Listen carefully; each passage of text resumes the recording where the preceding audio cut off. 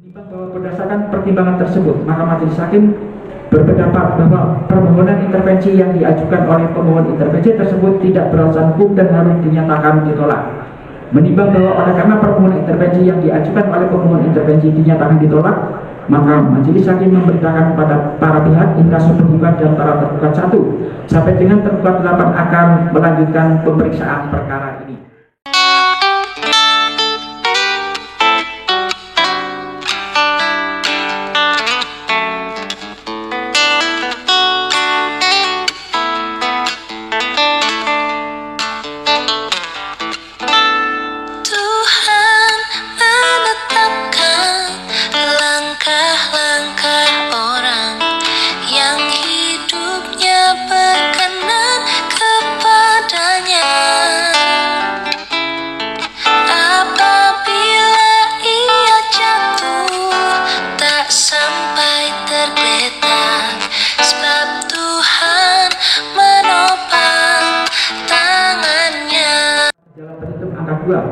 Mohon intervensi menyatakan memiliki kepentingan atas perkara aku dan berhak ikut memposisikan diri menjadi pihak yang mendukung salah satu pihak yaitu penggugat di dalam perkara perdata nomor 106 PDTK 2025 Pengadilan Negeri Sleman. Menimbang bahwa namun demikian di dalam permohonan pemohon intervensi terutama dalam dalil-dalilnya telah menguraikan hal-hal yang tidak sinkron dan bersesuaian dengan petitumnya serta tidak disertai dengan data-data atau bukti-bukti untuk memperkuat dalil-dalil tersebut, seperti adanya surat gugatan yang diajukan ke Pengadilan Surakarta nomor 99 PDTK 2005 Pengadilan Negeri Surakarta. Menimbang bahwa dengan demikian uraian dan dalil-dalil dalam permohonan intervensi belum mengabarkan kedudukan hukum dan dasar hukum kepentingan agar pemohon intervensi dapat menjadi pihak intervensi atau voki dalam perkara nomor 106 PDTK 2005 di Pengadilan Negeri Sleman.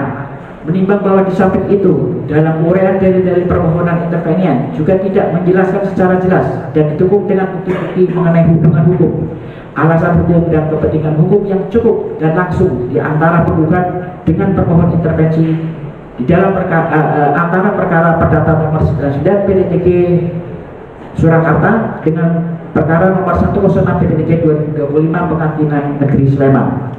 Menimbang bahwa oleh karena gugatan aku adalah perbuatan melawan hukumnya para tergugat sebagaimana pasal 1365 Kitab Undang-Undang Hukum Perdata di dalam perkara perdata nomor 106 PDTK 2025 Pengadilan Negeri Sleman, dan pihak intervenian bermaksud mendukung pihak penggugat, namun dalam permohonan intervensi tersebut pihak pemohon intervensi tidak menguraikan secara jelas bagaimanakah hubungan hukumnya serta kepentingan hukum yang sama yang bentuknya seperti apa antara perkara 99 PDTK 2025 Pengadilan Negeri Surakarta dengan 10 PDTK 2025 Pengadilan Negeri Sleman, seperti adanya bentuk dan jenis kerugian yang bagaimana dan berapa jumlahnya jika seandainya pihak pemohon intervensi tidak dijadikan sebagai pihak dalam perkara aku, sehingga pemohon intervensi dapat memiliki kedudukan hukum untuk membela kepentingan hukumnya dalam perkara nomor 106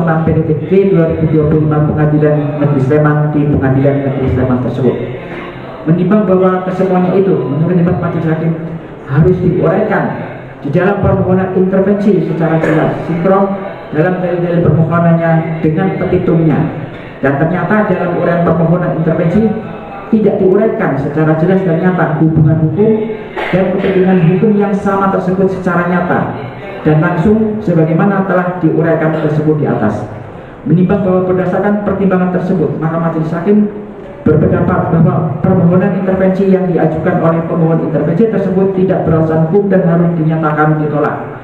Menimbang bahwa oleh karena permohonan intervensi yang diajukan oleh pemohon intervensi dinyatakan ditolak, maka majelis hakim memberitakan kepada para pihak inkasu penggugat dan para tergugat 1 sampai dengan tergugat 8 akan melanjutkan pemeriksaan perkara ini. Menimbang bahwa oleh karena permohonan intervensi yang diajukan oleh pemohon intervensi dinyatakan ditolak, maka majelis hakim memerintahkan untuk melanjutkan pemeriksaan perkara ini dan berkaitan dengan biaya perkara ditangguhkan sampai putusan akhir. Memperhatikan pasal 1917 yungto pasal 1920 Kitab Undang-Undang Hukum Perdata, pasal 279 sampai dengan pasal 282 RW dan peraturan-peraturan lain yang bersangkutan. Mengadili, 1. Menolak permohonan intervensi yang diajukan oleh pemohon intervensi. 2. Memerintahkan para pihak untuk melanjutkan pemeriksaan perkara hingga pokok materinya. 3. Menangguhkan biaya perkara hingga putusan akhir. Ya, demikian diputuskan dan dimusyawarahkan pada hari ini, hari Selasa tanggal 10 Juni 2025 oleh kami Cahyono SHMH didampingi oleh Raden Danang Kusumo SH dan Novita Arif Lilin Ratmaningrum SAS SP Not MH masing-masing sebagai anggota, dan putusan ini dibacakan pula dalam persidangan yang terbuka untuk umum pada hari ini, dihadiri oleh penggugat Prinsipal Izul Hagamadi, kemudian para penggugat 1 sampai kuasanya yang ke-7 Dr. Arianto SH dan kawan-kawan, serta Zarul Arkamia selaku kuasa dari Insinyur Kasubjo, dan juga dihadiri pula oleh penggugat intervenian yang dalam kali diwakili oleh Andika. Demikian yang kami putuskan. Oleh karena itu pembacaan telah selesai. Ya, dipersilahkan pemohon intervenian untuk meninggalkan ruangan Bapak. Ya, sama. Ya, oleh karena ini sudah selesai ya, di permohonan intervensi ditolak, oleh karena itu hanya ada 2 pihak ya, 2 pihak penggugat dan para tergugat. Oleh karena itu sesuai dengan acara ini, kalau hari ini kita akan melanjutkan kepada proses mediasi sebagaimana norma nomor 1 tahun 2016, di mana pada intinya di dalam hal ini nanti ditandatangani bahwa kita intinya melakukan itikat baik, ya, win-win solution, intinya diikuti apa yang nanti akan dipandu. Apakah ada dari pihak mediator, ada mediatornya sendiri, membawa mediator sendiri dari penggugat, jadi diserahkan kepada pengadilan ya, dari tergugat 1 sampai tergugat 7. Apakah ada mediator yang dari luar menyerahkan kepada majelis hakim? Tergugat 8 bermohon agar majelis menunjuk mediator dari unsur hakim di pengadilan. Unsur hakim, ya. Nah, jadi ini ada unsur hakim. Jadi mediator di pengadilan memang ada dari unsur hakim dan juga ada dari mediasi yang luar yang sudah terbangun dan bersertifikat, dan ada pula yang tidak bersertifikat. Dalam hal ini majelis hakim akan sesuai dengan gilirannya sudah menunjuk kepada Bapak Edi Antono, sarjana hukum. Nanti hari ini pula ya, mohon nanti dipandu oleh panitia nanti untuk dihadapkan, dan nanti menunggu dulu Pak di ruang mediasi ya. Nah, seperti ini. Dan ini mohon ditandatangani pernyataan mediasinya juga oleh para pihak.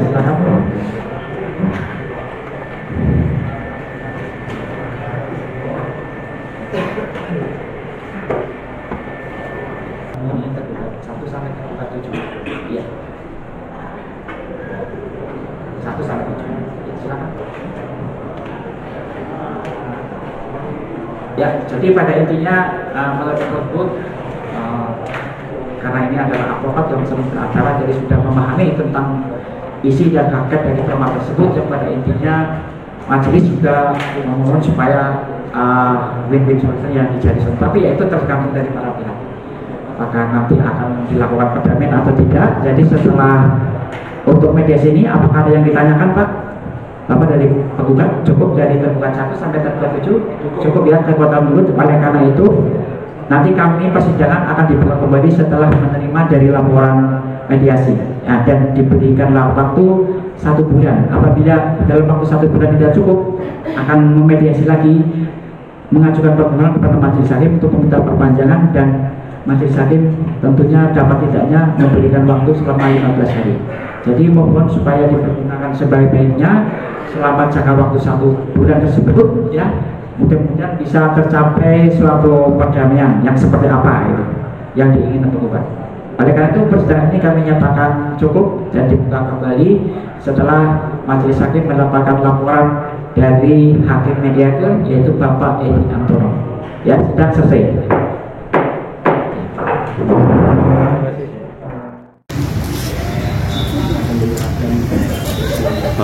Oke, berkaitan dengan putusan selah terhadap permohonan intervensi, bagaimana sudah kami duga sebelumnya bahwa dari syarat formil material itu kan memang tidak terpenuhi. Berkaitan dengan pertama yang saya sampaikan di dalam pendapat dari atau tanggapan dari terduga 8 sudah kita sampaikan bahwa alasan, kemudian legal standing, kemudian berkaitan dengan dasar dari kepentingan pemohon intervensi ini kan tidak terpenuhi. Pemohon intervensi ini kan sudah bertanding di perkara 99 di PN Surakarta. Nah, kalau akan menjadi pihak lagi di sini itu akan mengajukan hukum acara dan nanti akan jadi problematika hukum. Dalam hal ini putusan majelis hakim sudah tepat, benar dan sesuai dengan hukum sebenarnya. Terus tadi putusan mediasi tadi mungkin dari pihak tergugat apa yang di... Ya, mediasi ini kan tadi mediator baru belum mempelajari perkaranya, dia akan mempelajari itu. Kedua, secara singkat menyampaikan ini perkaranya seperti apa kan gitu. Nah, minggu depan akan dibuka lagi mediasi ini dengan membuat resume, masing-masing membuat resume atau usulan terhadap visi terhadap perdamaian perkara ini seperti apa. Dan, kalau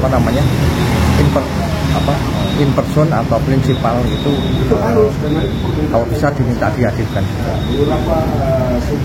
Kalau tadi mediasi itu apa yang kira-kira apa yang baik, yang bisa dimediasikan? Mediasi ini kan sudah di dalam permanya sudah jelas ya. Ini kan memberikan kesempatan para pihak untuk membuat keadilannya sendiri ya. Karena yang namanya perdamaian itu adalah keputusan terbaik. Karena perdamaian itu adalah keputusan yang pasti para pihaknya puas atau menerima. Nah, pengadilan juga memberi kesempatan itu karena begini, kadang-kadang kalau pengadilan sudah membuat keputusan nanti ada yang puas tidak puas. Nah, ini diberi kesempatan, cobalah kalian yang bikin keputusan buat kalian sendiri ya. Gugatan intervensi kemudian diikuti atau dicontoh atau ditiru oleh teman-temannya Pak Jokowi yang ada di Solo bahwa mereka juga melakukan gugatan intervensi. Seandainya tadi ada pertimbangan dan lain sebagainya, itu seharusnya juga tidak jauh berbeda ketika nanti intervensi yang ada di Solo diputuskan dalam putusan Solo. Jangan sampai istilahnya ada ketimpangan hukum di sini. Jadi yang punya kami tidak dikabulkan, tetapi punyanya teman-teman Pak Jokowi dikabulkan. Nah, ini akan menjadi gambaran yang buruk di masyarakat tentang keadilan di Indonesia.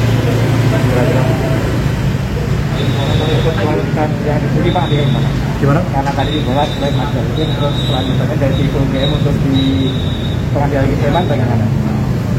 Ada rencana apa lagi untuk tidak? Ya, jadi sebenarnya kami juga tidak kaget dengan putusan tadi ya. Jadi kami juga sudah mempertimbangkan, kami juga sudah menyiapkan langkah-langkah strategis yang tetap kami akan mendukung dan lain sebagainya. Tapi kami juga akan berkonsultasi terlebih dahulu kepada prinsipal kami, Dr. Muhammad Taufik, dan tentunya juga kami akan koordinasi juga kepada penggugat yaitu Pak Kamardin. Dan mungkin kami akan juga berkoordinasi dengan teman-teman aktivis di Jogja dan Solo. Jadi kami sudah punya strategi yang strategi itu mungkin belum bisa kami buka di sini, tetapi mungkin kami akan berikan keterangan di persidangan mendatang.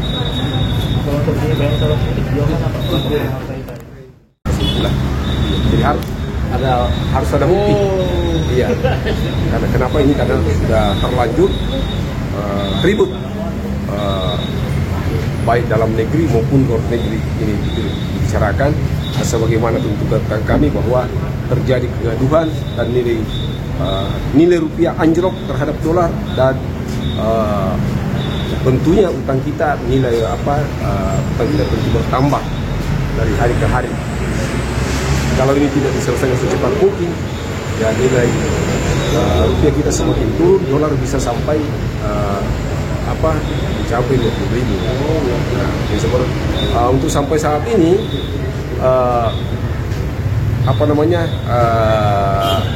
nilai yang harus ditanggung oleh 280 juta rakyat Indonesia itu 2 juta lebih per kepala. dengan akibat daripada peningkatan daripada nilai dolar. Nah, seperti itu. Ya. Depan material dan imaterial masih sama. Iya. Nah, kalau dinilai dari sekarang ini justru lebih tinggi lagi naik terus menerus. Nah, jadi nilai materi dan imateri kecuali dia bisa buktikan itu kita tiadakan itu kalau dia bisa terbukti. Tapi kalau UGM tidak bisa membuktikan harus dia bayar ke negara. Jadi bukan saya tapi ke negara untuk kita semua. Jadi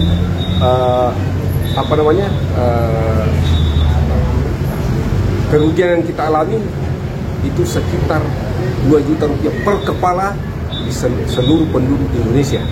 Nah seperti itu akibat daripada kegaduhan ini saja terjadi. Ini salah satu faktor yang mengakibatkan daripada terpuruknya nilai rupiah kita terhadap nilai dolar Amerika.